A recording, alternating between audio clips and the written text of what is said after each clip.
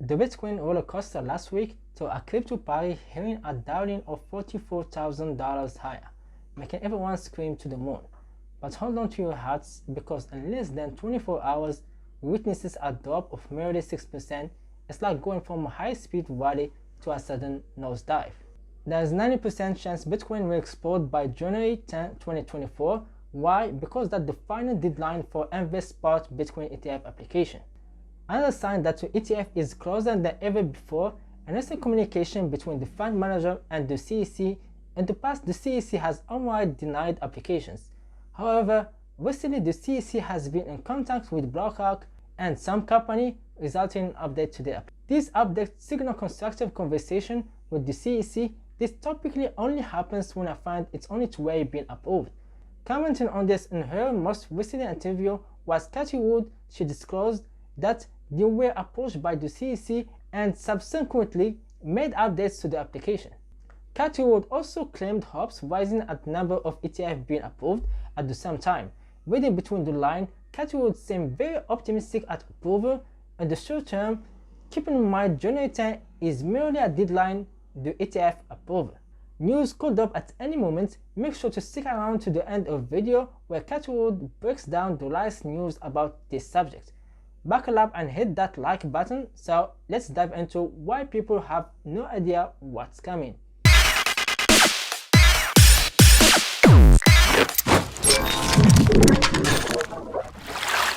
Well, it was publicized and disclosed, I think it was last week, that we had responded to the SEC's request for information around our Bitcoin filing, and we responded. And that's basically all we can say. I think many people think the fact that the SEC chose to ask questions is a change in behavior.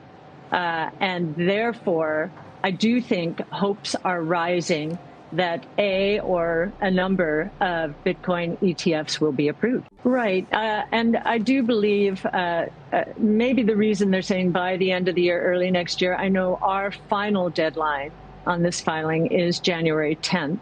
And so, and I think we're first in line. But as you say, a number of Bitcoin ETFs could be approved at the same time. Well, I think there are a couple of things going on. If you'll remember, in late 20 and early 21, the flows were enormous into our funds, and I was uncomfortable at the time because we thought there was a lot of momentum chasing going on, and we said at that time, keep some powder dry. Little did we know how big the correction would be.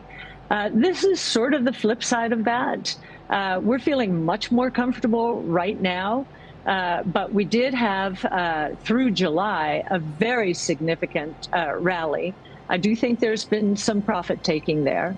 And I do think, as you say, interest rates, rising rates have concerned a lot of people. There's been a shift into cash. And we've seen very recently a shift into bonds.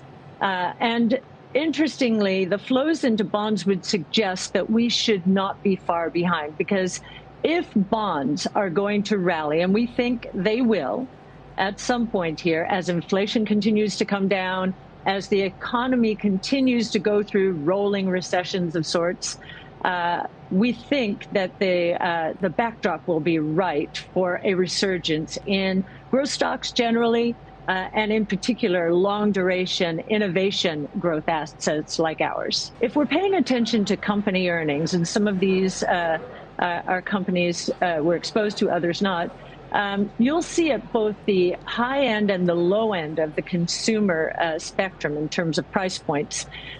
You've got Domino's saying, hey, it's really weak out there, we've got to do more promotional activity. And you've got LVMH, same thing. Both of those happened last week. We're paying attention to company reports, and I understand the economic statistics are volatile and showing strength and then weakness.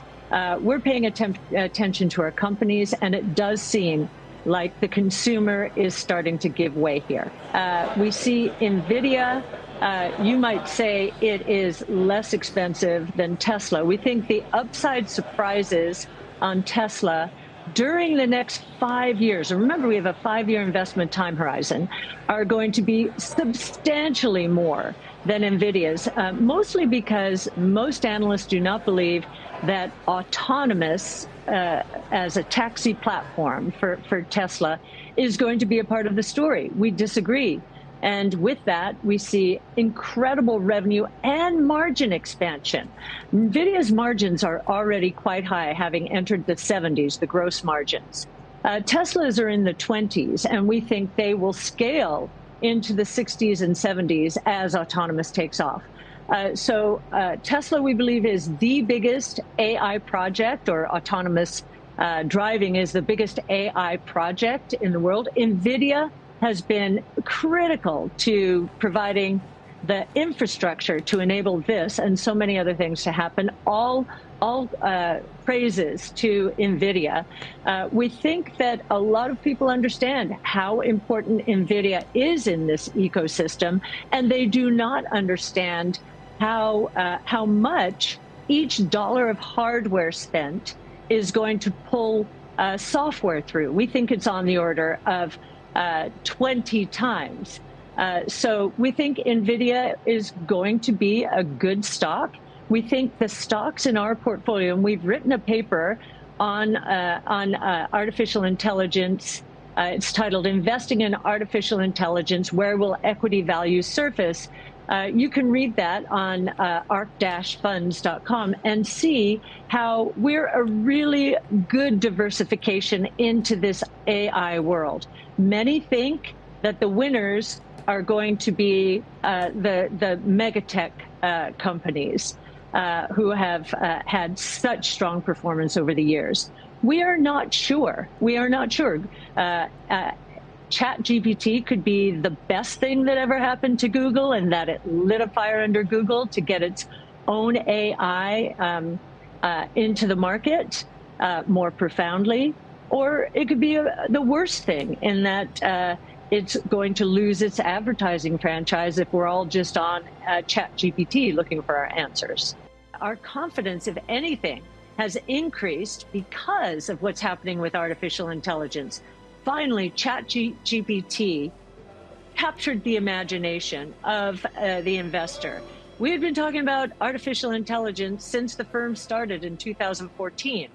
And we had been very focused on NVIDIA as the pure play in this space. So we were there when NVIDIA was 5. We're on to the next thing now. And I would say you're picking early 21.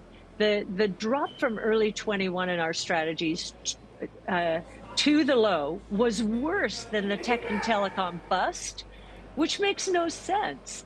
Back then, the technologies weren't ready, and the costs were too high. We didn't have the cloud, we didn't have deep learning and AI, we didn't have transformer technology. We were not ready for prime time, and the costs were prohibitive. Today, and yet, investors were chasing the dream back then, and that ended badly.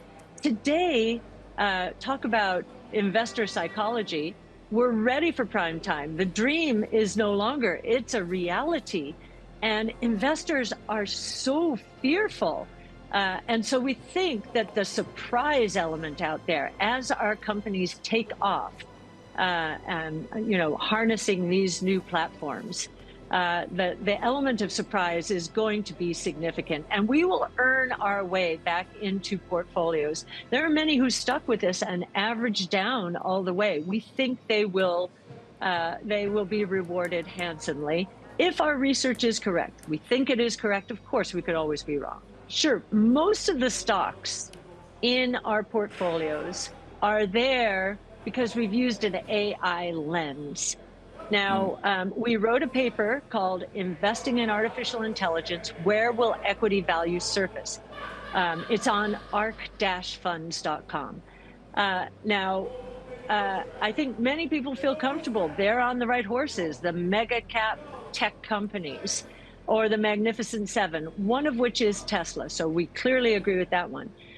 We are not sure when it comes to the others. We think that AI is going to be highly disruptive, is going to disintermediate some of these platforms, not all of them, and that it may be the worst thing that has happened to a company like Google. Google, if I can go to ChatGPT and just get an answer right away and not be bothered with links and advertisements, I might do that. Well, guess what? Google is responding and now giving me answers. So it could be the best thing that happened to Google. We don't know. All I know is that when there are major changes in platforms, especially user interfaces, now that we're thinking about glasses and other wearables, the winners of the last round in technology typically are not the winners in the next round. So we're on guard in that regard. And we know that most large cap portfolio managers own all of these. Our portfolios are a highly diversified way to participate in artificial intelligence. For every dollar in hardware that companies spend on artificial intelligence, it will probably pull $20 through in software. So that's why you see a company like UiPath, robotics process automation, which we think is harnessing the foundation models that OpenAI, Anthropic, and others, Meta's Llama 2, it's harnessing those foundation models, but is using specialized models with its proprietary data to become the robotics process automation company in the world, the largest. And same with Twilio. What kind of data? And you'll hear four variables that we think are critically important as all companies approach AI and try and figure out, how can I harness the productivity gains from this new technology? One is they have deep domain expertise. They obviously know what they're doing, and they have a vision about where their own technology and company is going in the future. They have artificial intelligence expertise. They're taking this seriously. They have good distribution, preferably global, not always. And then most important beyond that, they have proprietary data. And most of the companies you'll see in our portfolios have proprietary data that no one else has that they can use to help their customers. Twilio is another example, 1 trillion business consumer interactions every year and growing at an accelerated rate.